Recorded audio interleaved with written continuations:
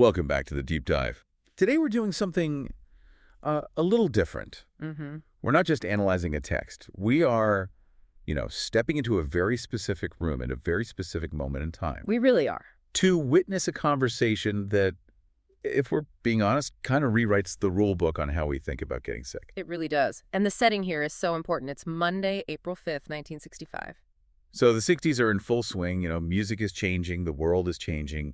But in Elmira, New York, inside a quiet living room, things are tense. Extremely tense, yeah. To really set the stage for you, we're looking at session 143 of the Seth Material. Okay. Specifically from the early sessions, book 3. And the reason it's so tense is that the routine, their whole rhythm has been broken. How so?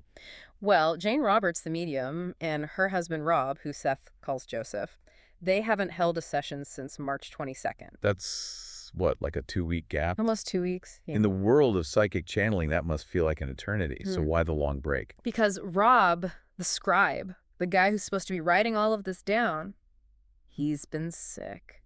He's been completely knocked out by a really nasty virus. And Jane, she's getting anxious. She's worried that if they stop for too long, the connection might fade or that she's failing somehow. So this session is the big return. Rob finally drags himself out of bed. He's probably still feeling shaky. Definitely. Sits down. Jane goes into her trance, and Seth comes through. And before we get into what he says... Right. I have to make our standard disclaimer. This podcast is distributed free of charge on all major platforms, and it's for educational purposes.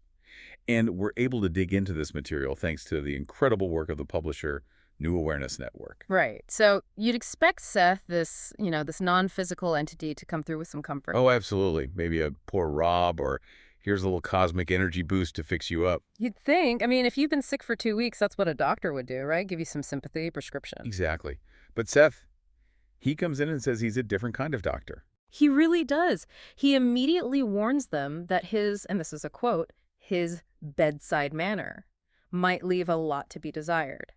Chuckles. That's one way to put it. And then he says this, my pills are pills of knowledge, which are indeed, my friends, somewhat difficult to digest. I want to just pause on that metaphor for a second. Pills of knowledge.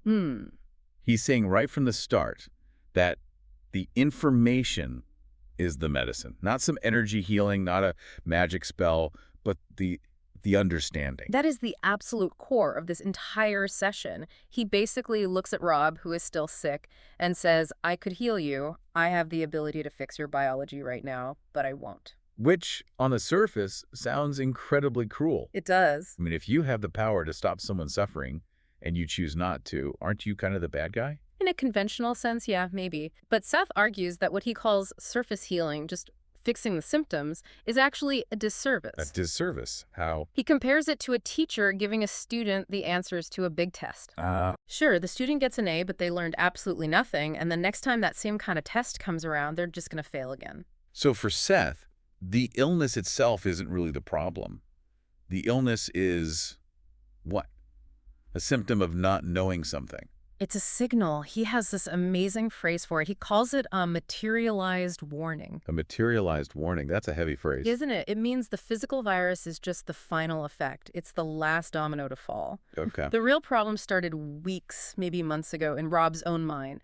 And Seth says if he just snapped his fingers and cured the flu, he would be depriving Rob of the opportunity of solving it and therefore of adding to his own energies. It's like if the check engine light comes on in my car. Yeah. And my solution is to just put a piece of black tape over the light. Exactly. The dashboard looks fine, the annoying light is gone, but the engine is still, about to explode. That is a perfect analogy. Seth is the mechanic who refuses to use the tape. He's saying, no, we have to open the hood. And this appointment, he's saying, it's not actually about the flu. No.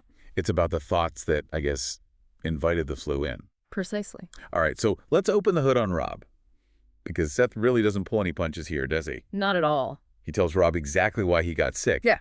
And it has nothing to do with, terms or forgetting to wash his hands. No. Seth identifies a very specific tendency to slide into negative thinking. He says the illness acted as a circuit breaker. A circuit breaker. Yes. He argues that Rob was mentally heading toward what he calls a dangerous lapse into those truly dangerous and quite disastrous negative battles of thoughts. Wow.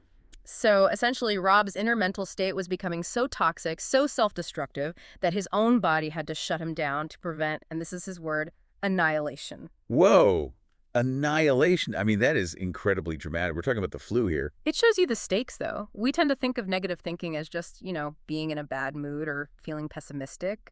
Seth views it as a literal destructive force that can dismantle what he calls the integrated self. So the illness was actually a safety mechanism. So it forced him to stop what he was doing, lie down. And basically reset his whole system. So the flu wasn't the disaster. The flu was the solution to a much bigger, invisible disaster. I've got it. It was a materialized warning that basically screamed, hey, you are going on a very dark path. Stop. Okay, but this is where it gets so relatable for, I think, anyone listening today. Rob is stuck in bed. He's sick. He's bored. He's just trying to pass the time. Mm-hmm. And this brings us to our next segment, which I think is maybe the most relevant part of this whole 1965 session for us now. What was Rob doing while he was sick? He was reading the newspaper. Reading the paper. Specifically, the New York City papers. Obsessively. Okay, so you have to picture this. It's 1965. There's no Twitter, no 24-hour cable news. But Rob is lying there in bed just consuming article after article about the Vietnam War, about the racial tensions in the country, crime rates. all the world evils, as Seth calls them. Exactly, and Seth calls him out on it hard. He says that for Rob, in his already weakened state, this intense concentration became extremely unwholesome. Now, hang on a second. I can hear people listening right now saying, but isn't it good to be informed? Shouldn't we care about what's happening in the world? And that's the brilliant part. Seth completely agrees with that. Oh, he does? Yes, he actually defends the newspapers. He says they perform a great psychic service by opening people's eyes to injustice. He says we need that constructive emotion to actually make positive changes. So the problem isn't the news itself. It's the dosage? Yeah. Or the way you react to it? It's the reaction. And this is such a nuanced and powerful point. Seth tells Rob that his reaction of total despair, his feeling of utter helplessness in the face of all these world evils, was actually making the conditions worse. Wait, okay, walk me through the physics of that. Oh. Rob is lying in bed in Elmira, New York. The war is thousands of miles away in Vietnam. How does Rob feeling sad in Elmira make a war in Vietnam worse? I mean, that sounds like magical thinking. It does, until you remember the fundamental Seth principle. Consciousness creates reality. Right. Seth argues that emotion is energy. Not metaphorically, it's real, tangible energy. When you react to a war with despair and helplessness and fear, you are literally adding to the global reservoir of despair, helplessness, and fear. So you're feeding the very psychic atmosphere that allows wars to happen in the first place. You are. So by doom scrolling, even the 1965 analog version, you're not just hurting your own mental health, you're actually polluting the environment. That's a great way to put it. Seth says, your reactions are not good for yourself, and your reactions are not good at such times for the conditions which bring them about. He says these negative expectations spread like an epidemic. It's a contagion. Yes. And if you view the world as this hopeless, violent, terrible place, you are effectively voting for that reality. You're reinforcing it. You're broadcasting a signal that says this is how the world is. And the universe, in its way, just says, okay, got it. But isn't the only alternative just denial? Yeah.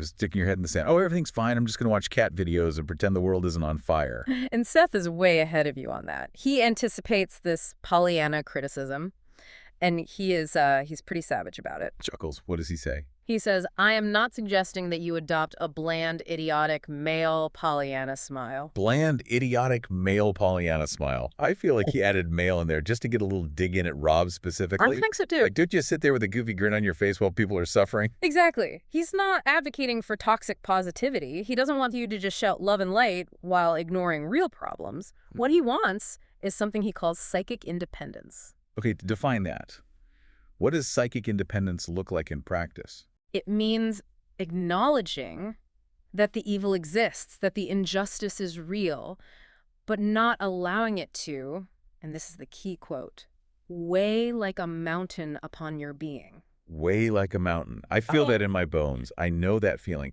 That's the feeling you get when you put your phone down after an hour of scrolling through bad news and you just feel heavy. Yeah. Inert, like you can't move. And that inertia is exactly what Seth is fighting against, because when you are crushed by that mountain, you are useless. Right. You can't help the world. You can't change reality. You just become another victim of the negative narrative.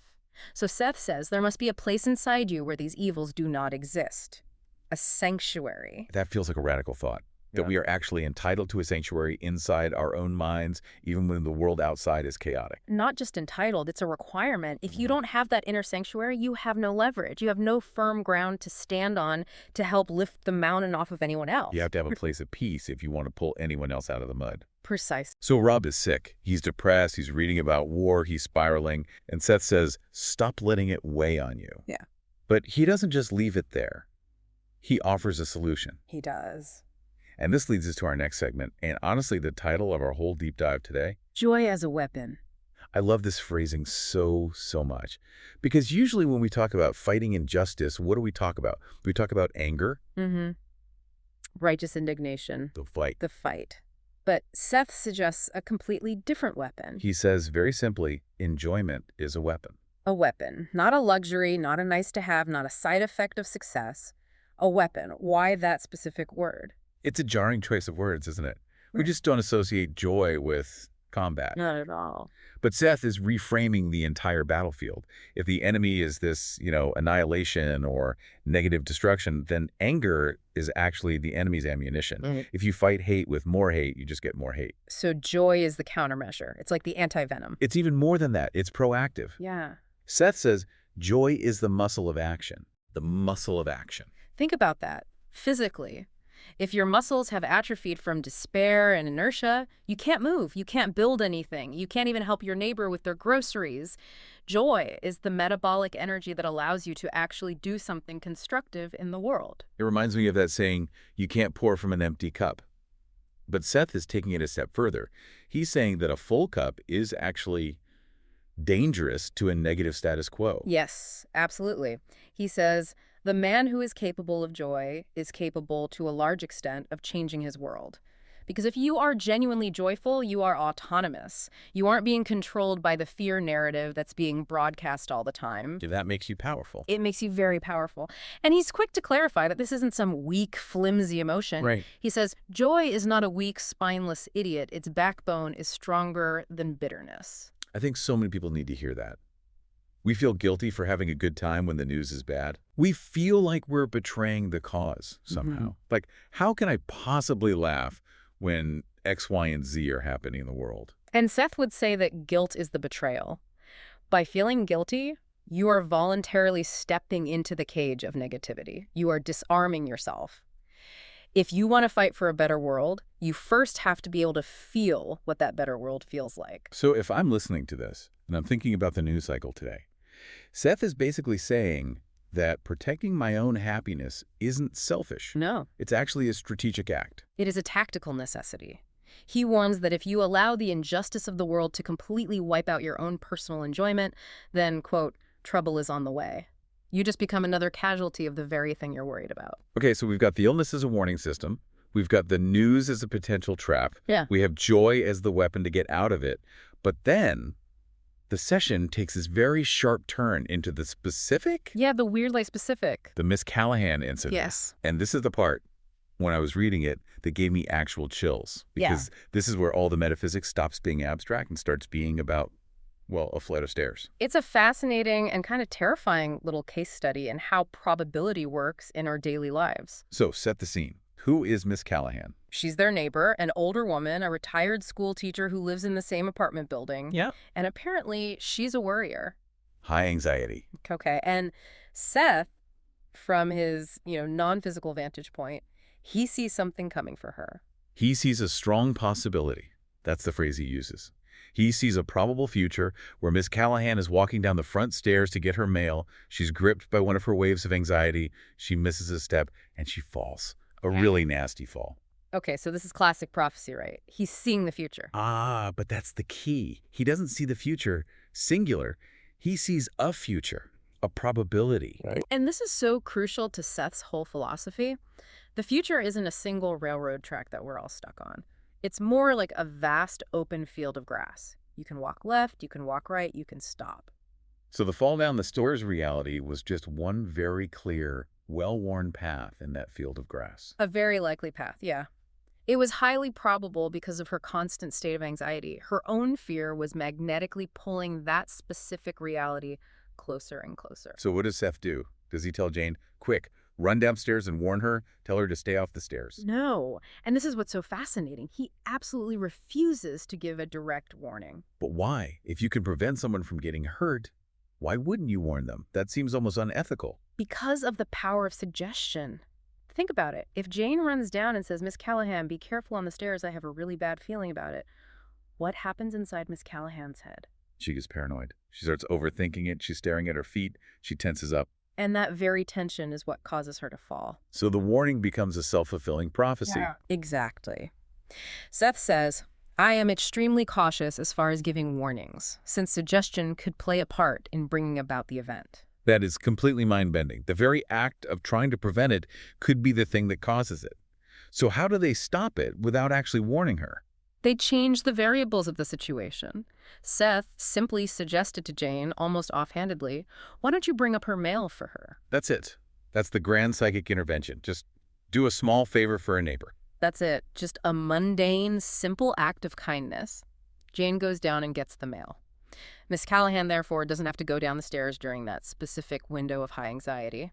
The moment passes, the probability wave collapses. And the result? Seth confirms it for them later. He says, the fall did not occur, but the strong possibility for it did exist. This breaks my brain a little bit. The possibility existed. Where did it exist? In a parallel probability. In what Seth calls other terms, that version of events did happen. But in the physical reality Jane and Rob were tuned into, they successfully navigated around it. They gently steered the ship into calmer waters. It just makes you wonder how many times a day we do this without realizing it. You know, you stop to tie your shoe and you miss getting hit by a car that runs a red light. You decide to call a friend out of the blue and you change their entire mood for the day. We are constantly editing the future. Constantly. Seth says, tampering with your present tampers with your future. We are all effectively time travelers. We just do it 1 second at a time with our choices. And it ties back perfectly to the joy concept, doesn't it? Jane's action getting the mail for her neighbor was a constructive, helpful, positive act. It was a positive energy intervention that simply neutralized a negative energy event. Precisely. It wasn't a big dramatic battle. She didn't have to, fight the stairs. She just added a tiny little bit of grace to the situation, and the potential disaster just evaporated. So much more elegant than a prophecy. It's just a neighborly act that literally changed reality. And that's the point. Positive action, no matter how small, collapsed the negative probability. Now, speaking of people interacting and changing energies, let's talk about the house guests. Oh, yes. Because while Rent was lying in bed, stewing in his illness and his negativity, their apartment apparently turned into Grand Central Station. It really did. The notes say they had 21 visits from 16 different people in just over a week. That's a lot of people, especially when you have the flu. I'd be putting a sign on the door saying quarantine. Right. But Seth says this was not a coincidence at all. He says Rob's own inner vehemence drew them all in. Wait, his sickness attracted visitors? I thought it was the opposite. Not the sickness itself, but the energy of it.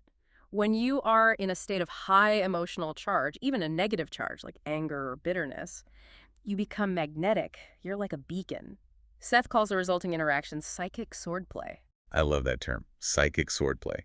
It sounds like a mental fencing match happening just beneath the surface of a normal conversation. That's exactly what it is. It describes all the invisible, energetic interactions we're having with people all the time. And there's one guest in particular that Seth singles out, a woman named Sonja Carlson. Sonja. Okay, she sounds like the villain of the episode. Well, maybe not a conscious villain, but certainly an antagonist in this psychic drama. Seth describes her as having chronic and critical inner bitterness. Oof. We all know someone like that, right? The person who walks into a room and you just feel the temperature drop 10 degrees. And Seth says she was drawn to Rob's apartment specifically because her bitterness sought out his bitterness, attracts. So she's basically a psychic vampire. In a sense, yeah. Seth says she came to prey upon the situation. Not consciously, probably. She didn't knock on the door thinking, aha, I will now drain his negative soul energy. But on an energetic level, she was there to feed on the negative vibe in the house. And poor Jane is in the middle of this. She's running around trying to take care of her sick husband, and now she has to play hostess to this cloud of bitterness. And according to Seth, Jane was actually engaging her in a battle without even knowing it. He says Rupert, without realizing it, entered into psychic swordplay with her to counter the wholesale destructive tendencies open in your house. So Jane is playing goalie. She's subconsciously blocking all these negative energy shots. She was protecting Rob's psychic space, and Seth notes that it was exhausting for her, but that Jane's own independence and her own creative energy allowed her to, win that particular battle. But it was a close call. But it wasn't all bad, was it? There were other guests who were helpful. Yes, absolutely. There was another visitor, a man named Philip or John Bradley, who acted as what Seth called a reinforcement. He came in and added constructive energy to the mix. So the apartment is basically an energetic battleground. You have the negative energy of the illness attracting negative people like Sanja. And you have the positive, protective energy of Jane attracting reinforcements like Philip. And all of this is happening in a living room in Elmira. Well, they're probably just drinking coffee and making small talk. It just validates this idea that we are never just having a casual conversation. We are constantly exchanging energy. We're either reinforcing each other's moods or we're fighting them. And when you're sick, your psychic defenses are down. Exactly. You are vulnerable, which is why Seth says Rob's inner vehemence was so dangerous. It was like leaving the front door wide open for more negativity to just wander in. So if we just step back and look at the whole picture here, it's a chain reaction. A feedback loop, yeah. It starts with Rob getting sick because of a slide into negative thinking. He makes it worse by obsessively reading bad news. That negativity then attracts bitter people to his house, which makes the whole atmosphere worse. It's a classic downward spiral. It is. And the only way to break out of it is the weapon of joy. It's breaking that loop. It's understanding the inner cause of the problem. And it's stubbornly refusing to let the weight of the world crush your own spirit. It's surprisingly practical advice, coming from a disembodied cosmic entity. Seth is nothing if not practical. He insists over and over that this material isn't just for, parlor tricks or fortune telling. It's a manual for living a better, more effective life. Okay, let's wrap this all up. Let's do a quick recap of the big takeaways from session 143. Let's do it. Point 1. Illness is often a warning. It's not an attack from the outside. It's a message from your inner self saying, hey, your thinking is off course. Correct. And healing without understanding that message is just a temporary fix. It's putting that piece of tape over the check engine light. Point 2. Doom scrolling is bad for your soul and potentially bad for the world. Focusing on evil just amplifies evil. And remember the Pollyanna rule. Don't ignore reality, but don't let it weigh on you like a mountain. You have to maintain your psychic independence. Point 3. Joy is a weapon. It is the muscle of action. Don't feel guilty about it. Use it. It's stronger than bitterness, and it's the real fuel for constructive change. Point 4. The future is not set in stone. A small act, like helping a neighbor carry the mail, can literally change the timeline. We are constantly navigating a sea of probabilities, and small acts of kindness can collapse the most negative futures before they happen. And finally, my personal favorite. Yeah. Watch out for psychic swordplay. Knuckles, yes. Your energy is a magnet.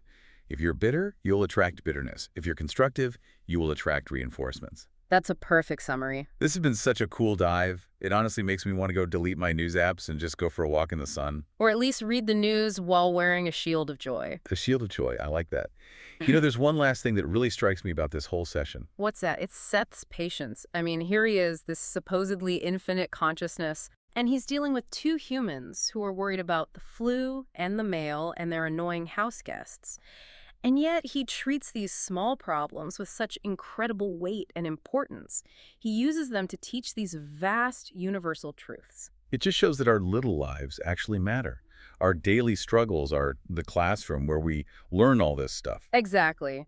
There are no small moments. Every single moment is an opportunity to choose between fear and joy, between construction and destruction. Well, I think that is the perfect place to leave it for today. If you want to dive deeper into this, and believe me, we have only just scratched the surface, you absolutely need to read the source material for yourself.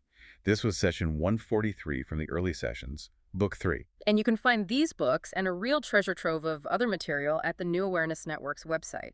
That's sethcenter.com/the early sessions. Please go check it out. Supporting the publisher is what keeps this material alive and available for future generations. And honestly, reading Seth directly is a completely different experience from just hearing us talk about it. His voice, even on the page, is it's electric. It's truly transformative. And so we'll leave you with a final provocative thought to take with you. Seth told Rob that his illness was a materialized warning. It was a physical manifestation of an inner thought pattern.